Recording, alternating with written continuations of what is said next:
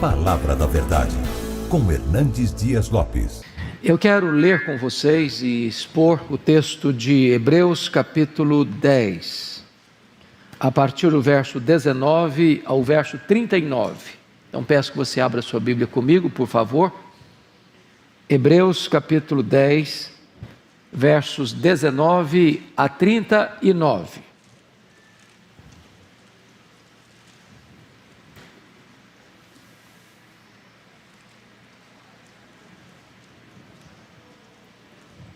Esse texto diz o seguinte: tendo, pois, irmãos, intrepidez para entrar no Santo dos Santos, pelo sangue de Jesus, pelo novo e vivo caminho que Ele nos consagrou pelo véu, isto é, pela sua carne, e tendo grande sacerdote sobre a casa de Deus, aproximemo-nos com sincero coração, em plena certeza de fé, tendo o coração purificado de má consciência e lavado o corpo com água pura, guardemos firme a confissão da esperança, sem vacilar, pois quem fez a promessa é fiel. Consideremo-nos também uns aos outros, para nos estimularmos ao amor e às boas obras. Não deixemos de congregar-nos, como é costume de alguns. Antes, façamos admoestações, e tanto mais quanto vedes que o dia se aproxima. Porque se vivermos deliberadamente em pecado, depois de termos recebido o pleno conhecimento da verdade, já não resta sacrifício pelos pecados. Pelo contrário, certa expectação horrível de juízo e fogo vingador prestes a consumir os adversários. Sem misericórdia morre pelo depoimento de 2 ou 3 testemunhas quem tiver rejeitado a lei de Moisés. De quanto mais severo castigo julgais vós ser considerado digno aquele que calcou aos pés o Filho de Deus e profanou o sangue da aliança, com o qual foi santificado e ultrajou o Espírito da graça. Ora, nós conhecemos aquele que disse: a mim pertence a vingança, eu retribuirei, e outra vez, o Senhor julgará o seu povo. Horrível coisa é cair nas mãos do Deus vivo. Lembrai-vos, porém, dos dias anteriores, em que depois de iluminados, sustentastes grande luta e sofrimentos, ora expostos como em espetáculo, tanto de opróbrio quanto de tribulações, ora tornando-vos coparticipantes com aqueles que desse modo foram tratados. Porque não somente vos compadecestes dos encarcerados, como também aceitastes com alegria o espólio dos vossos bens, tendo ciência de possuirdes vós mesmos patrimônio superior e durável. Não abandoneis, portanto, a vossa confiança, ela tem grande galardão. Com efeito, tendes necessidade de perseverança, para que, havendo feito a vontade de Deus, alcanceis a promessa. Porque ainda dentro de pouco tempo, aquele que vem virá e não tardará. Todavia, o meu justo viverá pela fé, e se retroceder, nele não se comprais a minha alma. Nós, porém, não somos dos que retrocedem para a perdição. Somos, entretanto, da fé para a conservação da alma. Amém? Bom, eu quero tratar com vocês sobre o tema um solene apelo ao povo de Deus. Temos considerado já por vários domingos esta carta, uma das cartas mais importantes do Novo Testamento, porque consideramos Hebreus a chave hermenêutica para entender o Antigo Testamento. Os estudiosos afirmam, e com certa razão, que Hebreus é o 5º evangelho, porque se os 4 evangelhos trataram da vida, da morte, da ressurreição e da ascensão de Cristo, Hebreus trata do ministério celestial de Cristo, do que Ele continua fazendo, como nosso grande sumo sacerdote. Hebreus traz para nós a verdadeira compreensão do Antigo Testamento, porque é o livro que melhor trata esta transição do judaísmo para o cristianismo, usando todos aqueles rituais veterotestamentários, interpretando-os, dizendo o seguinte: tudo isso cumpriu-se em Cristo. Portanto, a grande tese deste livro é que Jesus é melhor. Melhor que os profetas, melhor que Moisés, melhor que Arão, melhor que Josué. Que o sacrifício que ele ofereceu é superior ao sacrifício levítico. Que a ordem sacerdotal dele, de Melquisedeque, é superior à ordem levítica. Que a nova aliança que ele inaugurou no seu sangue é superior à velha aliança. Então este livro mostra para nós esta transição que culmina lá no cenáculo, quando Jesus Cristo, celebrando a última Páscoa, pega o pão, o parte e diz: este pão é o meu corpo que é dado por vós, tomai e comei. Depois ele pega o cálice, o vinho, e diz: este cálice é a nova aliança em meu sangue, tomai e bebei dele todos, fazei isto em memória de mim até que eu retorne para vós. Ali Jesus encerrava historicamente o judaísmo. Ali Jesus disse o seguinte: tudo aquilo que aconteceu até hoje, as festas, os sacrifícios, os rituais de purificação, tudo isso se encerra aqui, se cumpre aqui. Eu estou inaugurando a nova aliança. Ali Jesus varreu do altar os animais mortos. Ali Jesus varreu do altar todos os sacrifícios feitos. Ali ele se apresenta como o Cordeiro de Deus que tira o pecado do mundo, sendo ele o sacerdote perfeito, apresentando o sacrifício perfeito. Pois bem, na nossa caminhada até aqui, na exposição de Hebreus, é muito importante entender duas divisões clássicas deste livro. A primeira delas vai do capítulo 1 até o capítulo 10, verso 18, o que já consideramos até hoje. Aqui é a parte que nós chamamos de dogmática ou doutrinária da carta. A partir de agora, do capítulo 10, verso 19, até o capítulo 13, verso 25, é a parte prática desta carta. É como se eu estivesse fazendo a aplicação. E eu chamo a atenção dos irmãos para uma pequena palavrinha, que é uma preposição, está entre vírgulas no versículo 19. Tendo, pois. Essa palavra pois aí é uma espécie de dobradiça que vai unir o que disse até agora doutrinariamente com o que vai dizer aqui para frente, a parte prática da epístola. Bom, o texto que hoje vamos considerar, ele está dividido em 3 pontos básicos. Primeiro, uma solene exortação. A palavra exortação para nós às vezes tem a ideia de chamar atenção, no sentido de brigar, no sentido de passar um sermão, passar uma escaramuça. Não é essa a ideia do grego. A palavra exortação traz a ideia de chamar ou estar do lado para fortalecer, para encorajar. Então, aqui primeiro você vai ter uma solene exortação dos versos 19 ao 25. Segundo ponto desta mensagem é uma solene advertência. Uma soleníssima advertência, que vai dos versos 26 ao 31. E finalmente, fechando, um solene encorajamento, dos versos 32 ao 39. É sobre esses 3 assuntos que proponho a falar com vocês a partir de agora. Então vejamos em primeiro lugar uma solene exortação, começando aí com o verso 19. Primeira coisa que ele vai trazer para encorajar a gente é que nós temos acesso irrestrito à presença de Deus. Versículo 19: tendo, pois, irmãos, intrepidez para entrar no Santo dos Santos, pelo sangue de Jesus. Vamos entender que ele está usando ali a figura ainda do Velho Testamento para compreender o que você hoje tem. Somente o sumo sacerdote podia entrar uma vez por ano no Santo dos Santos. Se outra pessoa entrasse lá, ele era morta. O que estava lá dentro do Santo dos Santos? A Arca da Aliança. O que tinha dentro da arca? As tábuas da lei, o vaso com maná e a vara seca de Arão que floresceu. Todas essas 3 coisas, objetos, apontavam para Cristo.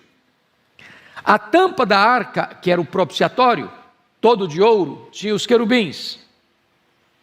Quando ele entrava uma vez por ano lá, com sangue de animal, para fazer purificação, primeiro por si, depois pelo povo, ali a Shekinah de Deus descia, a glória de Deus descia.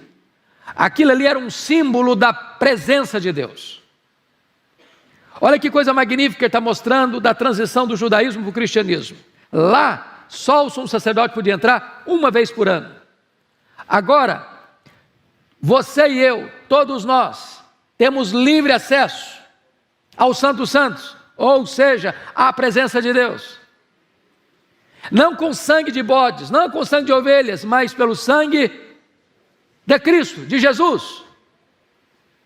Aquilo que só o sumo sacerdote tinha o privilégio de fazer uma vez por ano, você e eu temos a qualquer hora, em qualquer dia, em qualquer circunstância. Com mais ousadia ainda, porque ele entrava com o sangue de animais, você entra pelo sangue de Jesus.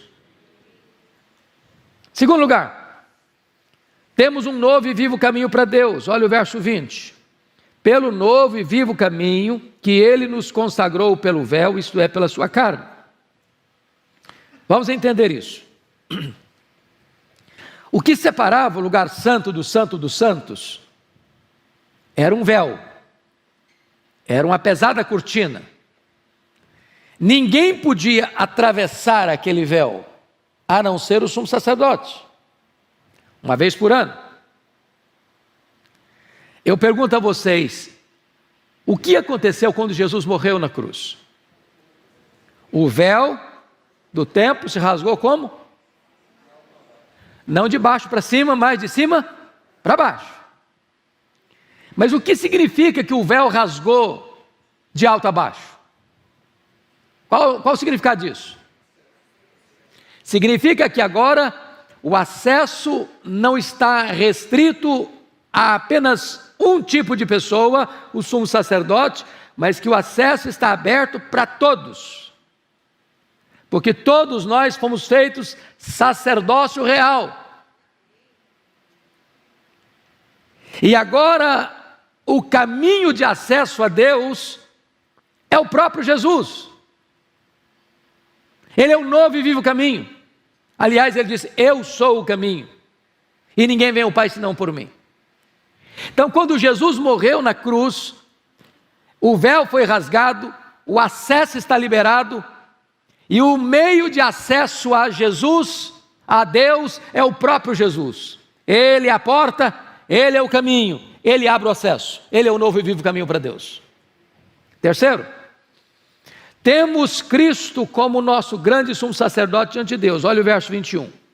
E tendo grande sacerdote sobre a casa de Deus. A palavra casa de Deus aqui, entenda céu, é a mesma coisa. Eu pergunto a você, o que Jesus está fazendo hoje, lá no céu? Ele está lá, intercedendo por nós, como nosso advogado. Ele é Jesus Cristo justo, a propiciação pelo nosso pecado, e como nosso grande sumo sacerdote. Então é muito importante entender um fato aqui. Eu queria que você retrocedesse algumas páginas da sua Bíblia, para o capítulo 4, versos 14 a 16, para você entender de forma prática o que representa você ter Jesus lá agora, como seu grande sumo sacerdote. Você pode ler comigo os versos 14 a 16 do capítulo 4? Vamos juntos, a uma só voz. Tendo, pois, a Jesus, o Filho de Deus, como grande sumo sacerdote, que penetrou os céus, conservemos firmes a nossa confissão. Porque não temos sumo sacerdote que não possa compadecer-se das nossas fraquezas. Antes foi ele tentado em todas as coisas, à nossa semelhança, mas sem pecado. Acheguemo-nos, portanto, confiadamente, junto ao trono da graça, a fim de recebermos misericórdia e acharmos graça para socorro em ocasião oportuna. Sabe o que ele está dizendo? Você é salvo pela graça, claro, mas você ainda não está glorificado. Portanto, você e eu temos o quê? Fraquezas. Alguém duvida disso? Não. Com as suas fraquezas, com as minhas fraquezas, nós tropeçamos ainda. Nós estamos sujeitos a falhas ainda. Nós ainda somos tentados. Quando você estiver vivendo numa situação crítica, em que a tentação vem, em que a fraqueza é notória, o que você pode fazer? O que você deve fazer? Grita por socorro ao sumo sacerdote. Ele se compadece de você nas suas fraquezas. Ele socorre você em ocasião oportuna. Porque ele sabe o que é ser tentado. Ele foi tentado em todas as coisas sem pecado. E ele é poderoso para nos livrar. E ele é poderoso para nos levantar. Ele é poderoso para nos perdoar. Você tem um grande sumo sacerdote lá em cima, que está intercedendo por você e que cuida de você.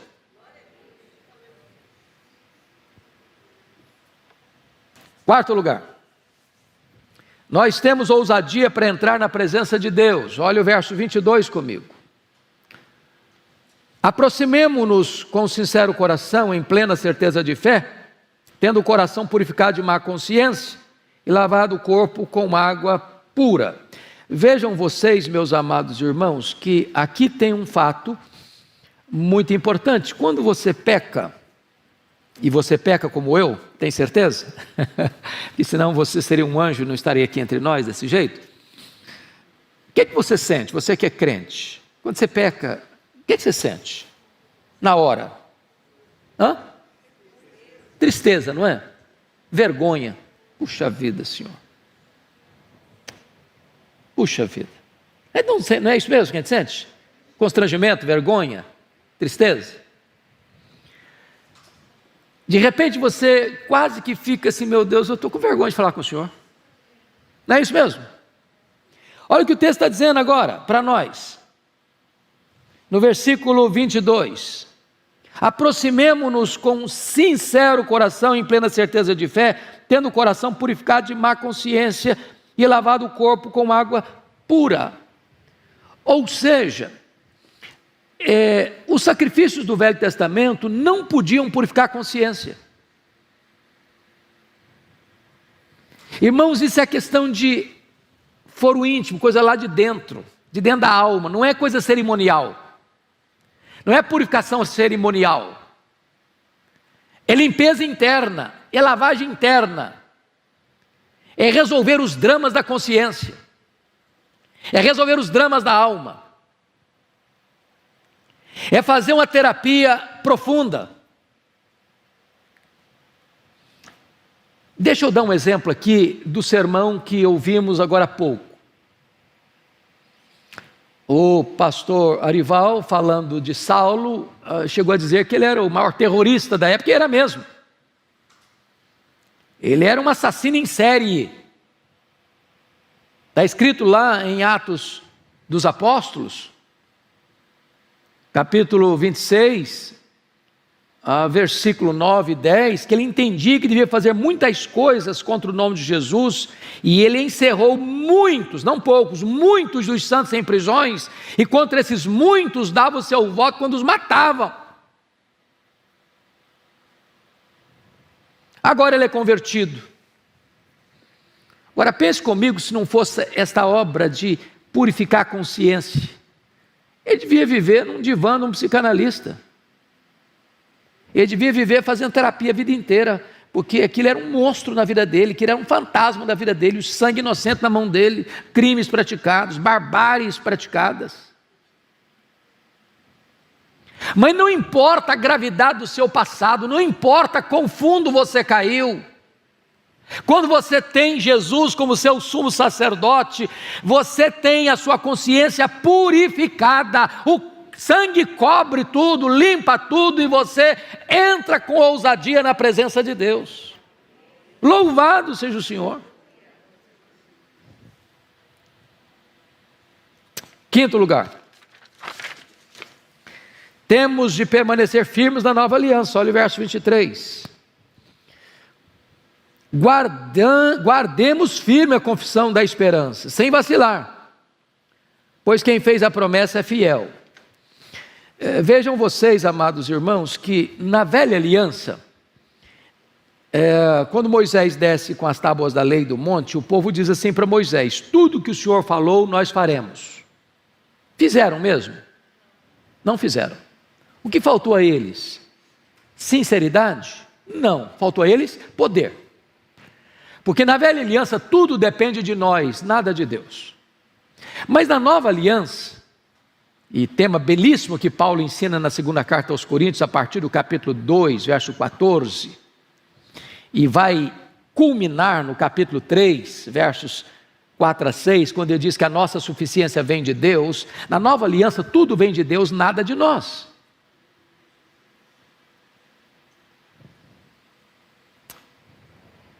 Quem, porém, é suficiente para essas coisas? Paulo pergunta. A nossa suficiência vem de Deus. Então, a nova aliança te dá segurança para você ter comunhão com Deus, para você entrar no Santo dos Santos, para você desfrutar da alegria da salvação, porque você não entra fiado nos seus méritos, nas suas obras, no seu merecimento, em quem você é, no que você faz. Mas você está fiado no que Cristo fez por você. Ou em outras palavras, você não é salvo pelas boas obras que você pratica para Deus, você é salvo pela boa obra que Deus praticou por você, ao entregar o seu Filho para morrer em seu lugar. E essa é a essência da nova aliança. Agora, em sexto lugar, Paulo, o autor aos Hebreus, vai mostrar que temos de encorajar uns aos outros. Olha comigo o verso 24, por favor. Você pode ler comigo 24? Vamos juntos?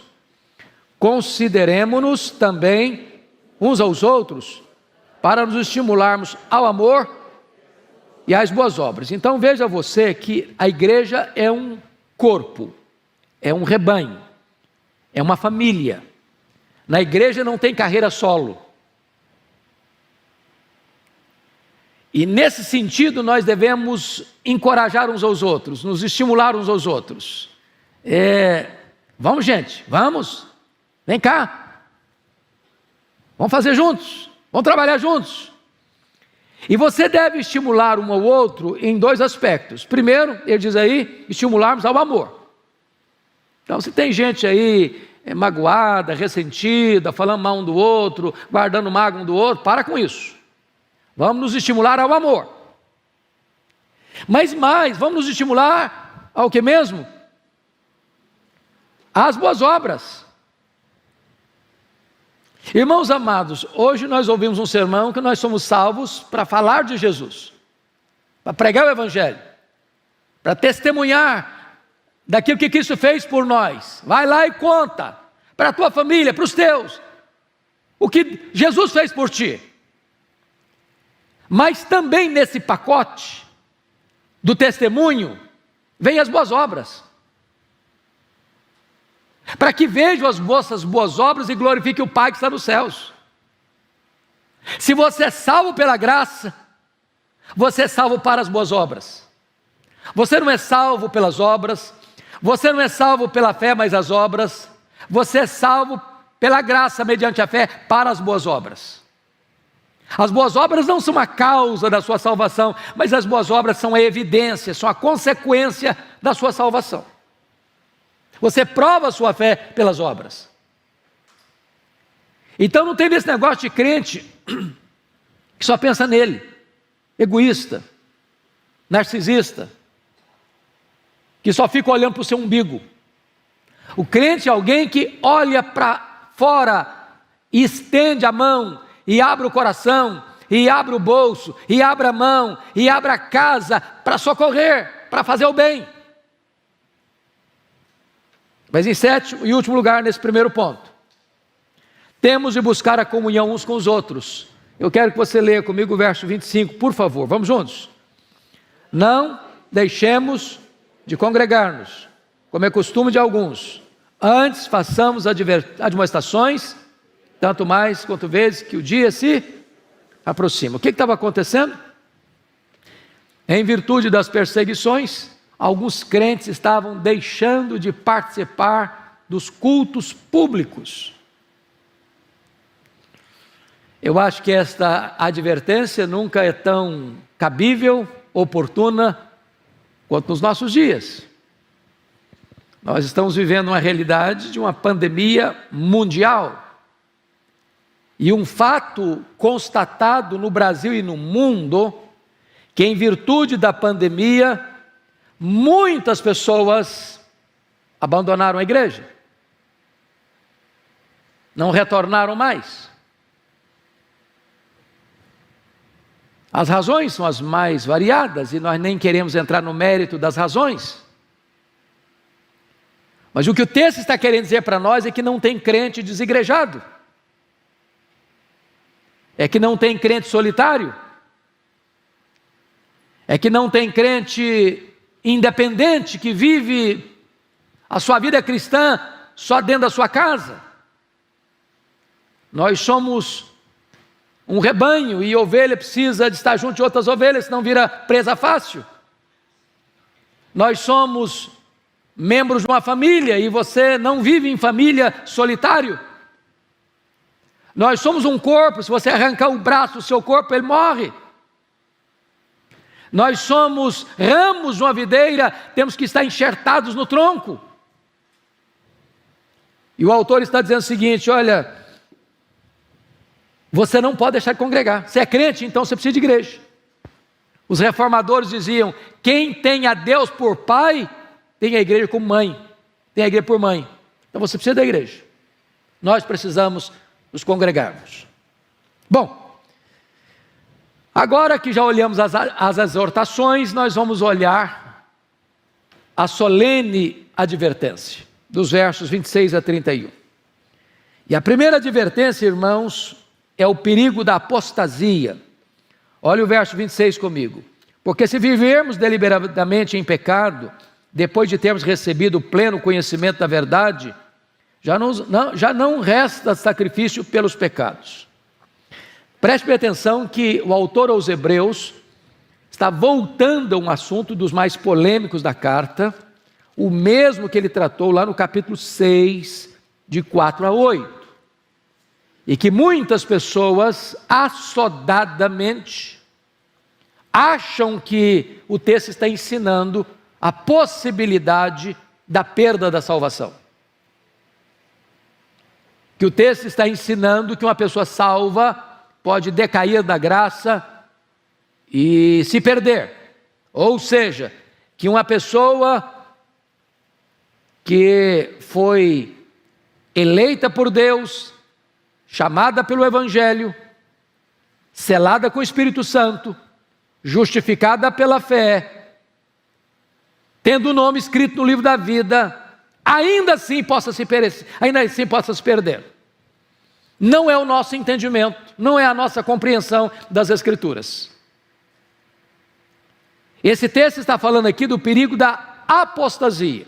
E em que contexto ele está falando do perigo da apostasia? É só você entender por que essa carta foi escrita. Essa carta aos Hebreus foi escrita porque judeus, racialmente falando, converteram-se a Cristo, abraçaram o cristianismo. Aí veio a perseguição. Com medo das consequências, para se livrarem das reverberações da perseguição, estão de malas prontas de volta para o judaísmo. E o autor aos Hebreus é o seguinte: deixar Cristo e voltar para Moisés, deixar o Evangelho e voltar para o judaísmo é apostasia, é um caminho de morte, não tem esperança. Ele não está falando aqui no verso 26 de pecados de fraqueza, os pecados que você e eu cometemos, porque para esse tipo de pecado, a solução está lá em Hebreus, capítulo 4, 16 a 18, temos um grande sumo sacerdote que se compadece das nossas fraquezas. O que ele está dizendo aqui é o pecado da apostasia, é o abandono da fé, é o perigo de você rejeitar formalmente o Evangelho, eu não creio mais nisso, eu não quero mais isso, eu não aceito mais isso, eu vou virar as costas para isso, eu vou retornar ao caminho antigo onde eu andava. Essa é a advertência do autor aos Hebreus. Segundo, vejamos aí a penalidade da apostasia no verso 27. Pelo contrário,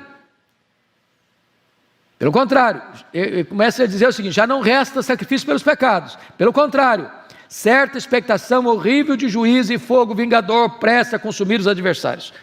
O que o texto está querendo dizer é o seguinte: aquela pessoa que rejeita formalmente o Evangelho, não tem mais possibilidade dela ser salva. Por quê?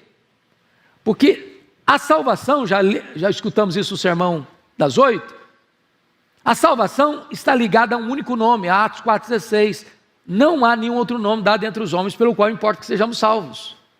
Então, no momento que alguém rejeita Cristo, não tem outra saída para ela a não ser o fogo, o juízo, a condenação. Ela está fechando a própria porta da graça. Ela está dizendo que rejeita a única alternativa possível de salvação. Então não há esperança para ela, se ela rejeita Cristo. Se deliberadamente ela volta as costas para Cristo, é a consequência da apostasia. Mas vamos ver agora qual é a maior gravidade da apostasia nos versos 28 e 29. Você pode ler comigo 28 e 29, vamos juntos? Sem misericórdia, morre pelo depoimento de 2 ou 3 testemunhas, quem tiver rejeitado a lei de Moisés. De quanto mais severo castigo julgais vós, ser considerado digno aqueles que calcou os pés do Filho de Deus, e profanou o sangue da aliança, com o qual foste santificado, e ultrajou o Espírito da graça. Eu chamo a sua atenção para esses 3 pecados aí. Quais são os pecados mencionados aí? Calcar aos pés o Filho de Deus, botar Jesus debaixo do chinelo. Segundo, profanar o sangue da aliança. Que sangue? O sangue que Cristo verteu na cruz, profaná-lo. Terceiro, ultrajar o Espírito da graça. O que é o pecado da apostasia? O pecado da apostasia é quando alguém calca, bota debaixo dos pés de Jesus, rejeita de forma humilhante, assintosa Jesus.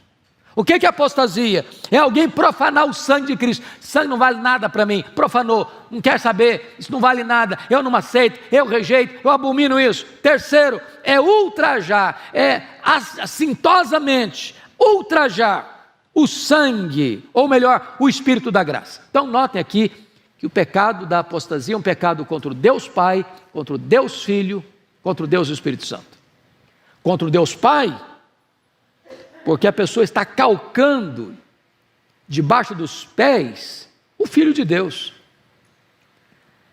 Vamos pegar a ilustração humana, que é muito pequena para Deus, mas todos vocês que são pais e são mães aqui, é melhor alguém machucar você do que alguém machucar o seu filho. Não é verdade? Quem concorda com isso? Todo mundo?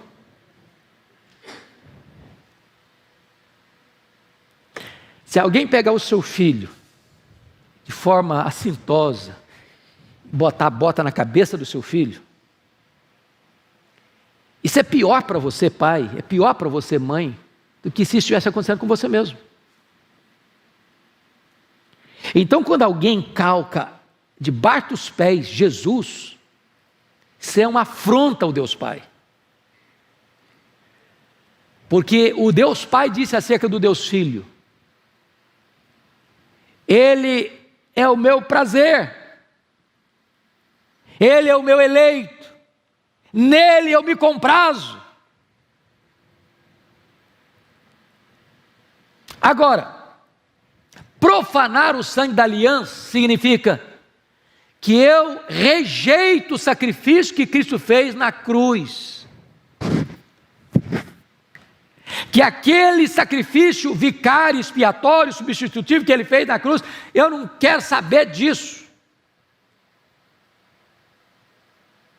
Eu rejeito, profano, falo mal. E mais, é ultrajar o Espírito da graça, esse Espírito doce, maravilhoso, que nos convence de pecado, que nos regenera, que nos sela, que nos foi dado com o penhor, que nos dá poder, que nos santifica, que nos transforma de glória em glória na imagem de Jesus. Olha, eu estou fora desse negócio. Perceberam por que não tem esperança para essa pessoa? Ela está se voltando com toda a sua fúria contra o Deus Pai, contra o Deus Filho, contra o Deus Espírito Santo, e o que resta para ela é o quê? Apenas juízo. Não tem esperança.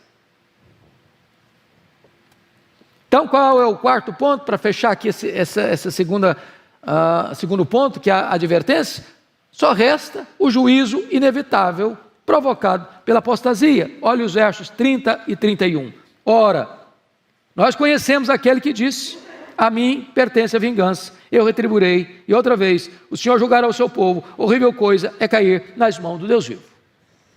E eu pergunto a vocês: quem pode insultar o Deus Pai, o Deus Filho, o Deus Espírito Santo, e com palavras muito fortes, irmãos, palavras fortíssimas, botar debaixo do pé?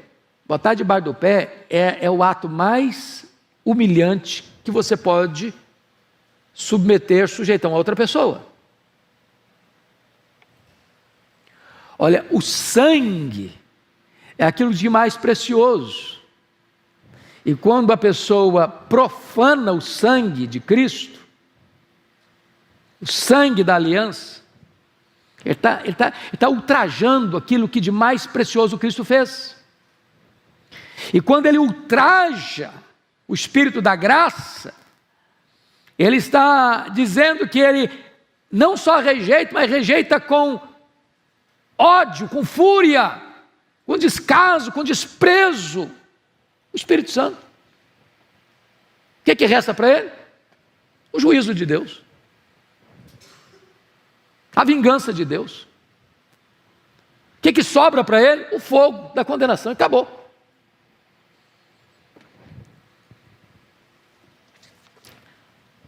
A grande pergunta é, preste atenção no que eu vou dizer agora: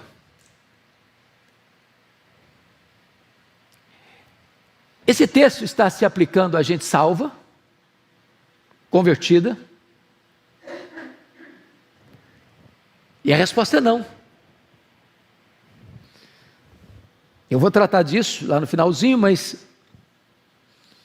leia comigo só agora, para você já fazer esse link, para isso não ficar aí angustiando o seu coração. Verso 38 e 39. Vamos ler em voz alta? Todos nós? Todavia, o meu justo viverá pela fé, e se retroceder nele... Não, desculpa. E se retroceder... Perdão, vamos ler de novo que eu errei. Vamos lá de novo. Todavia, o meu justo viverá pela fé, e se retroceder, nele não se compraz a minha alma. Nós, porém, não somos dos que retrocedem para a perdição. Somos, entretanto, da fé para a conservação da alma. Então, preste bem atenção. Se retroceder, nele não se compraz a minha alma. Mas aí, ele entra com a conjunção adversativa. Ao ler a sua Bíblia, esteja atento às conjunções adversativas. Mas, porém, entretanto, todavia. Nós, porém, não somos dos que retrocedem para a perdição. Então note que ele não está tratando aqui de alguém salvo que perdeu a salvação. Bendito seja Deus, irmãos, porque a nossa salvação está assegurada, não porque nós somos bons, porque somos fortes, porque somos fiéis, porque somos batuta. A nossa salvação está assegurada pelo próprio Deus. Isso é consolador para o nosso coração. Pois bem, amados, dito isto, agora nós vamos para o último ponto, que é um solene encorajamento. Vamos olhar agora, primeiro, versículo 32. Lembrem-se de que o Evangelho traz luz, mas também provas. Verso 32. Lembrai-vos, porém, dos dias anteriores, em que, depois de iluminados, sustentastes grande luta e sofrimentos. O Evangelho, ao mesmo tempo que traz luz, traz também sofrimento. Então o autor aos Hebreus está tirando essa ideia romântica, de que ser crente é viver num paraíso, num mar de rosas, num parque de diversões, numa Disneylândia da vida. Ser cristão é ter luz, sim. Você saiu das trevas para a luz, da escravidão para a liberdade, da morte para a vida. Mas você foi chamado do mundo, mas está no mundo. E você é enviado de volta ao mundo como testemunha. E este mundo não é o seu habitat normal.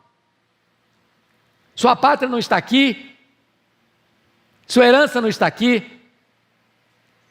Preste bem atenção nisso. O mundo nunca gostou da igreja, nunca. Nunca. O mundo, e eu estou falando de mundo, não estou falando da natureza, eu estou falando do sistema do mundo. O mundo jaz no maligno. O diabo é o Deus deste século. O que governa este mundo caído são esses valores distorcidos que conspiram contra Deus. Então Jesus diz que o mundo odiou, porque Jesus é luz e o mundo é treva.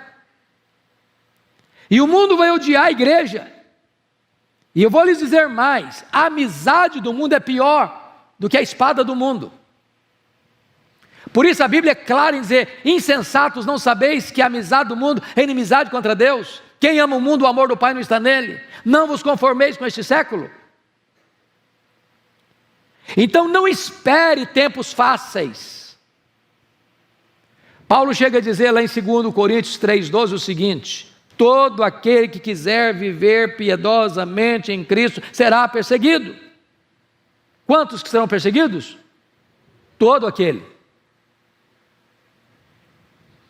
Então a primeira coisa que o autor está dizendo é isso: você foi salvo, você foi chamado para a luz, você foi iluminado, mas para um pouquinho, você vai enfrentar a luta sim, viu?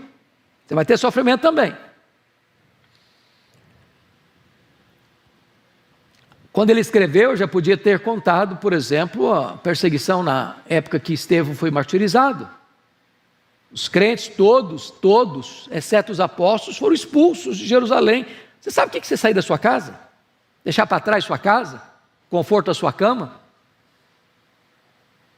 Sabe o que você sair sem saber para onde vai?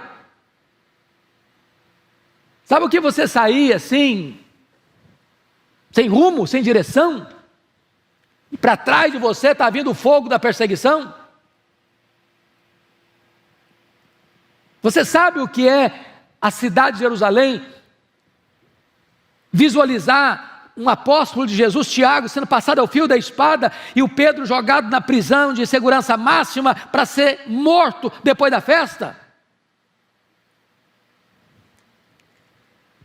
Sabe o que é um Saulo de Tarso exterminando aqueles que confessavam o nome de Jesus em Jerusalém? Sabe o que foi a perseguição depois do incêndio de Roma, 17 de julho do ano 64, quando os crentes eram queimados vivos, crucificados, jogados às feras? Então o autor está dizendo o seguinte: se prepare, porque enquanto você viver aqui, tem sofrimento. E meus irmãos, não é preciso ser nenhum perito em prognóstico para saber que nós estamos entrando num período de grande aflição, mundo afora.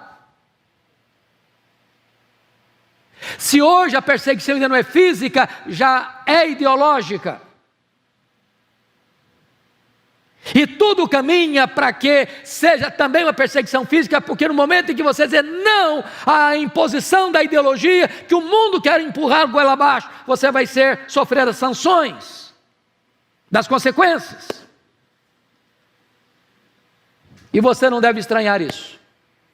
Diz o apóstolo Pedro, na sua primeira carta, capítulo 4, o fogo que ardentemente está aí, agindo no meio dos irmãos. Segundo ponto que é importante lembrar. Lembrem-se de quantas perseguições devemos sofrer por causa de Cristo. Olha o verso 33. Ora, expostos como espetáculo, tanto de opróbrio quanto de tribulações, ora, tornando-vos coparticipantes com aqueles que desse modo foram tratados. Eu chamo a sua atenção para essa expressão, ora, expostos como em espetáculo, tanto de opróbrio quanto de tribulações. A palavra espetáculo, na língua grega, é a palavra trisomai, de onde vem a nossa palavra portuguesa teatro. Teatro. Mas a ideia do autor sagrado de teatro não era a ideia de você assistir uma belíssima peça, mas eram os teatros onde os cristãos eram jogados na arena e os espectadores se divertiam ao ver esses cristãos sendo expostos às feras. O que o texto está querendo dizer é que os cristãos são colocados, usados como alvo público para maus tratos. E de duas maneiras. Primeiro, tanto de opróbrio. Opróbrio é falar mal, é ridicularizar, é vilipendiar, é dizer que você é um zero à esquerda, que você não é nada, que você é um retrógrado, que você é isso, que você é aquilo. É falar mal. E depois, de tribulação. A palavra tribulação no grego traz a ideia de um peso que esmaga, e de você ser passado debaixo de um rolo compressor. Terceiro, lembrem-se de que aquilo que temos é maior do que aquilo que podemos perder por causa da perseguição. Olha comigo o verso 34. Porque não somente vos compadecestes dos encarcerados, como também aceitastes com alegria o espólio dos vossos bens, tendo ciência de possuirdes vós mesmos patrimônio superior e durável. Meus irmãos, a gente que vive, louvado seja Deus, ainda num país livre, é quase impensável você pensar nessa cena. Você já pensou que é que alguém chegar, o Estado chegar, o estabelecimento chegar e dizer assim para você, saia da sua casa, saia do seu apartamento. Não é que ele vai te pagar, não, ele vai mandar você embora. Você sai com a roupa do corpo e deixa para trás seu apartamento, sua casa, seu carro, seus bens, sua conta bancária. Só você lembrar do que aconteceu com os judeus no período da Segunda Guerra. E apesar desses irmãos estarem vivendo esse cenário, de serem saqueados, ter seus bens expoliados, outros irmãos deles já estavam presos. Não só perderam seus bens, mas estavam presos. E esses crentes, que também estavam expoliados, seus bens saqueados, tomados à força, ainda eram solidários com os outros irmãos que passaram pela mesma situação e estavam já presos. Eles iam lá ajudar aqueles irmãos. E o texto está dizendo que eles não ficaram desesperados, arrancando os cabelos, amargurados, blasfemando contra Deus, porque Deus não cuidou deles, não. Olha o que está escrito aí. Aceitaram com alegria o espólio dos bens. Hoje a gente tem que ser crente mesmo, não? Porque gente que não é crente não aguenta isso, não. Mas por que eles ainda se alegraram? O texto responde. Por quê? Tendo ciência, você lê comigo? Tendo ciência de possuirdes vós mesmos patrimônio superior e durável. Então quer dizer para você que o carro que você tem, o apartamento que você mora, a casa que você mora, é um bem, mas não é um bem o quê? Durável. Por que não é um bem durável, gente? Porque no dia que você morrer, você não consegue levar com você. No dia que você morrer, você que é o cara mais rico da cidade, fica tão pobre como um mendigo da cidade. Morre, não leva nada. Não leva um centavo. Mas você que é crente tem o quê? Um bem o quê? Durável. Você tem uma herança eterna. Você tem uma riqueza que não murcha, que não perde, que não é corroída jamais. E esses crentes passando por essas provas extremas de perder sua liberdade, de perder os seus bens, estavam felizes porque eles tinham consciência de que eles tinham um patrimônio superior e durável.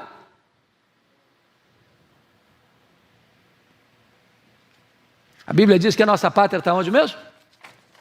Está no céu. Quarto lugar. Lembrem-se que não podemos abandonar a fé por causa das provas. Verso 35. Não abandoneis, portanto, a vossa confiança, ela tem grande galardão. Porque o que é que acontece com a gente quando a gente passa por uma luta? Oh meu Deus, mas não é possível. Por que o senhor não cuidou de mim? Por que o senhor não me protegeu? Por que o senhor não matou aquele cara que veio tomar minha casa? Por que o senhor não jogou fogo na cabeça dele, aquele que veio tomar meu apartamento? Por que o senhor me deixa passar por esse prejuízo? Por que o senhor me permite passar por isso? E a pessoa corre o risco de fazer o quê? Perder o quê? A confiança. Por quê? Porque a circunstância não é de triunfalismo. O que é o triunfalismo? Eu venço, o inimigo bota debaixo dos meus pés, e eu sou, e eu aconteço, e eu decreto, e eu afirmo, e eu rejeito, e o inimigo vai perder mesmo, e eu vou ganhar mesmo, que eu sou campeão mesmo, e tal, e tal, e tal, e tal. Aí chega uma situação em que o cara está passando uma magrela. O inimigo está prevalecendo. Os bens foram tomados. O irmão seu está na cadeia. Não é porque cometeu o crime, porque é crente. Perigo de fazer igual a mulher do Ló. Mulher do Jó. Mulher do Jó. Amaldiçoa a Deus e morre. Diz, cuidado, cuidado, para você não perder a confiança. Deus não perdeu o controle, não. Deus deu corda ao inimigo. Deus deu corda ao inimigo, uma hora que Deus vai puxar a corda. E a hora que Deus puxar a corda, o inimigo está encrencado com Deus. E você está desfrutando de um patrimônio superior e durável. Bendito seja Deus. As nossas aparentes derrotas são vitórias consagradas.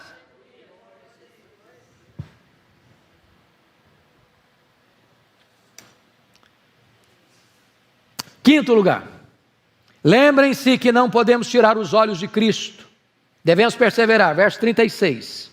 Com efeito, tens necessidade de perseverança, para que, havendo feito a vontade de Deus, alcanceis a promessa. A palavra perseverança aqui, irmãos, é uma das palavras mais lindas do grego, porque essa palavra traz a ideia não só de paciência, de perseverança, senão estou perseverando, porque tem dois tipos de perseverança. A perseverança do estoico, é aquele cara que trinca os dentes e aguenta calado, um barril de pólvora, mas ele não explode. E aquela perseverança triunfadora, aquela perseverança de alguém que mesmo na luta ele está glorificando a Deus, porque sabe que mesmo que ele tenha perdido o controle da situação, Deus está no controle e tem um propósito, está trabalhando para o seu bem. Essa é a ideia do texto. Essa é a ideia do texto. Sexto e penúltimo lugar. Lembrem-se de ficar atentos à breve volta do Senhor Jesus. Olha o verso 37 comigo. Porque ainda dentro de pouco tempo aquele que vem virá e não tardará. Louvado seja Deus. Você e eu devemos viver nas lutas da vida aqui como que na ponta dos pés, aguardando aquele que em breve virá e não tardará. E ele é o reto juiz. E ele vai chegar e se assentar no trono e vai julgar as nações. E vai dizer para você que passou por todas as lutas: vinde, bendito do meu Pai, entre na posse do reino, que está preparado para você desde a fundação do mundo. Ele voltará, trazendo consigo a recompensa, o galardão. Como lemos, como ouvimos aqui hoje, Daniel 12:3. Você que, apesar das lutas, conduziu muitos à justiça, você vai brilhar como as estrelas, para sempre e eternamente. Você vai reinar com Cristo. Toda lágrima vai ser enxugada dos seus olhos. Não vai ter mais pranto, não vai ter mais dor, não vai ter mais morte, não vai ter mais luto, não vai ter mais despedida, não vai ter mais pecado, não vai ter mais tristeza. Você estará para sempre com Ele. E eu estou certo de que o primeiro minuto que você entrar no céu, todas as dores que você viveu aqui não farão mais sentido, porque a Bíblia diz que a nossa leve e momentânea tribulação produzirá para nós eterno peso de glória, acima de toda comparação. Porque os sofrimentos do tempo presente não são para comparar com as glórias por vir a serem reveladas em nós. Finalmente, último lugar, sétimo último lugar. Você e eu precisamos nos lembrar que os justos vivem pela fé e os justos não retrocedem. Olha os versos 38 e 39. Todavia, o meu justo viverá pela fé, e se retroceder nele não se compraz a minha alma. Nós, porém, não somos dos que retrocedem para a perdição. Somos, entretanto, da fé para a conservação da alma. Bendito seja Deus. O autor aos Hebreus está citando aqui pela terceira vez na Bíblia esta famosíssima frase que foi o lema da reforma: o justo viverá pela fé. A primeira vez que essa frase aparece na Bíblia é em Abacuque capítulo 2, versículo 4. A segunda vez que essa expressão aparece na Bíblia é em Romanos 1,17. A terceira e última vez que essa expressão aparece na Bíblia é aqui em Hebreus capítulo 10, versículo 38. Você e eu vivemos pela fé. E você e eu não somos dos que retrocedem para a perdição. Você e eu que cremos em Jesus somos daqueles que perseveram para a conservação da alma. Não importa a luta, que já veio, que está presente ou que virá. Nós somos daqueles que perseveram, porque nós vivemos pela fé. Nós fomos justificados pela fé. Nós vamos perseverar na fé. E nós vamos receber a recompensa da fé. Louvado seja Deus. Vamos ficar em pé e vamos orar.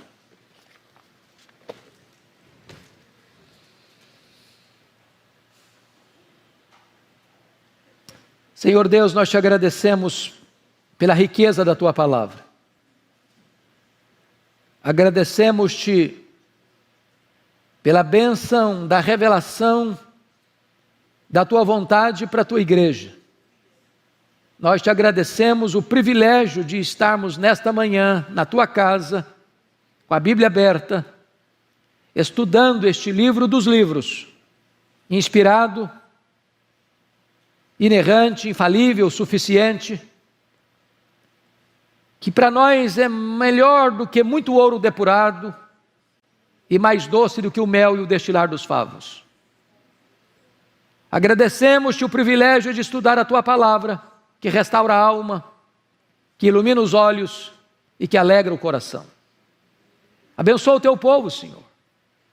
Anima, conforta, consola, desperta a tua igreja, para que ela viva como um luzeiro a brilhar neste mundo, mostrando que a nossa esperança está em Cristo, mostrando que Cristo é o caminho para o céu, e mostrando que, embora tenhamos lutas aqui, ou até mesmo perdas aqui, nós temos um patrimônio superior e mais seguro, plenamente seguro. Porque nós temos uma herança imaculada, imarcessível, incorruptível, eterna nos céus. Obrigado por esta manhã. Louvado seja o teu nome. Em nome de Jesus. Amém.